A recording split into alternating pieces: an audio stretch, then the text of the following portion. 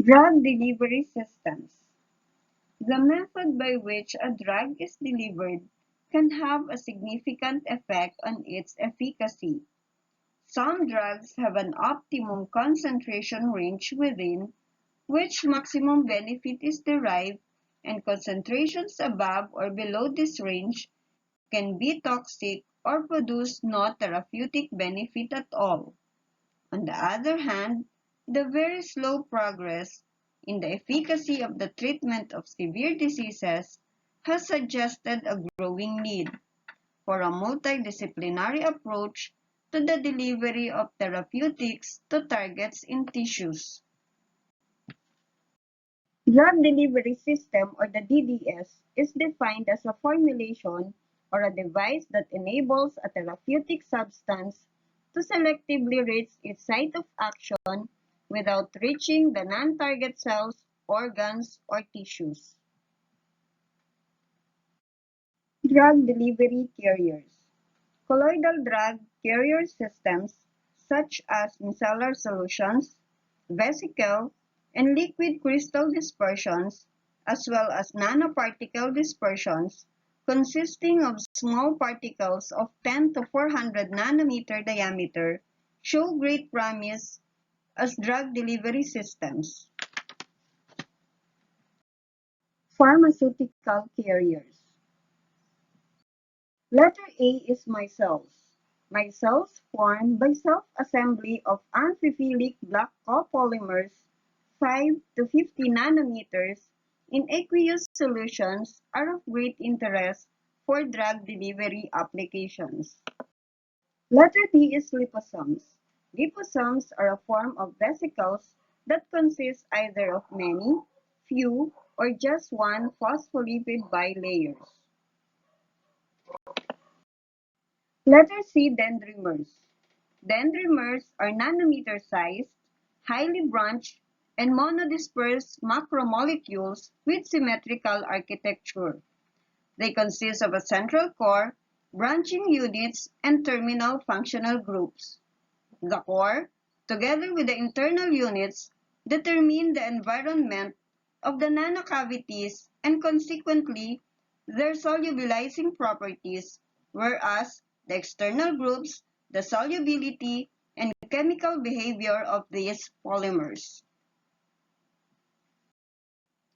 Letter D, liquid crystals. Liquid crystals combine the properties of both liquid and solid states.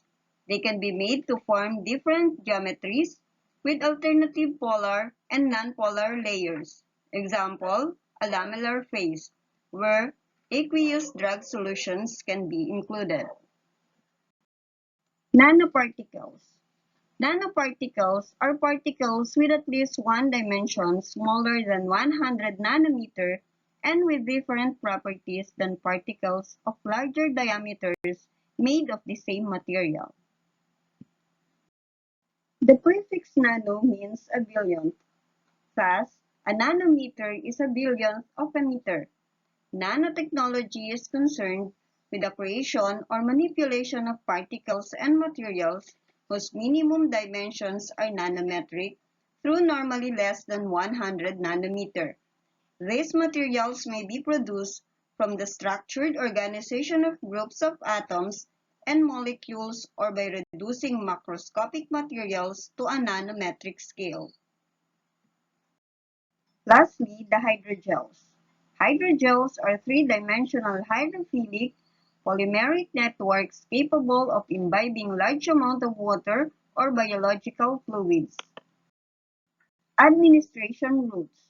The choice of a delivery route is driven by patient acceptability, the properties of the drug, such as its solubility, access to a disease location, or effectiveness in dealing with the specific disease. First is the peroral route. An increasing number of drugs are protein and peptide-based.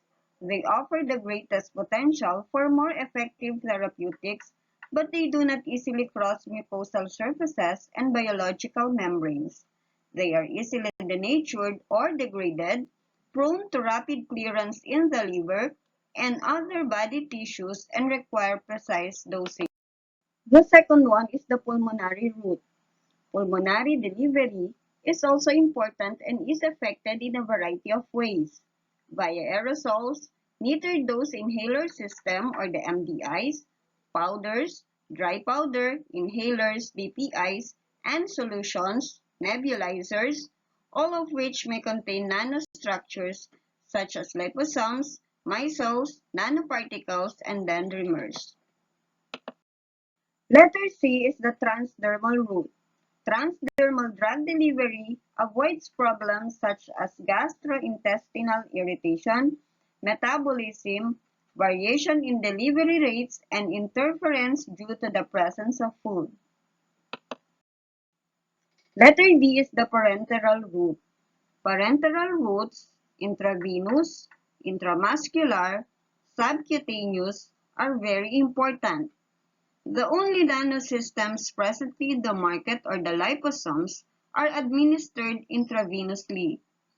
Nanoscale drug carriers have a great potential for improving the delivery of drugs through nasal and sublingual routes, both of which avoid first-pass metabolism, and for difficult access ocular, brain, and intra-articular cavities. Letter E is trans-tissue and local route. Trans-tissue and local delivery systems require to be tightly fixed to resected tissues during surgery. The aim is to produce an elevated pharmacological effect while minimizing systemic administration-associated toxicity. And letter F, the gene delivery. Gene delivery is a challenging task in the treatment of genetic disorders. In the case of the gene delivery, the plasmid DNA has to be introduced into the target cells, which should get transcribed, and the genetic information should ultimately be translated into the corresponding protein. We have also the development and production of nanoparticles. Development of nanoparticles and nanotechnologies is currently one of the most active research fields worldwide. Several industrialized countries are making it a strategic priority for sustainable, technological, economic, and societal development. Indeed, in 2001, it was estimated that the potential world market would reach 1,000 billion US dollars by 2015. In 2003, the British Department of Trade and Industry estimated that there would be a world market of 100 billion US dollars by 2005.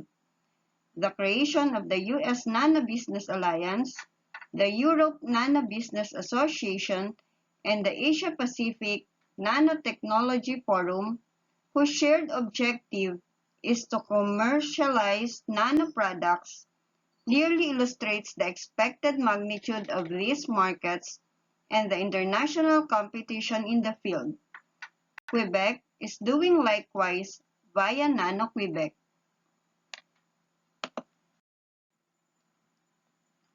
For the conclusion,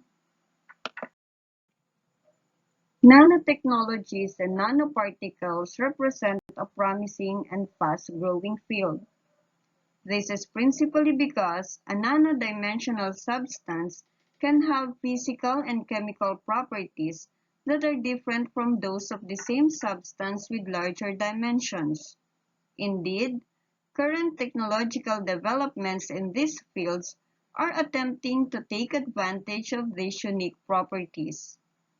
The number and diversity of exposed workers will increase over the next few years. It is possible to introduce prevention and control measures promoting occupational health and safety at the beginning of the conception and implementation stages of various processes.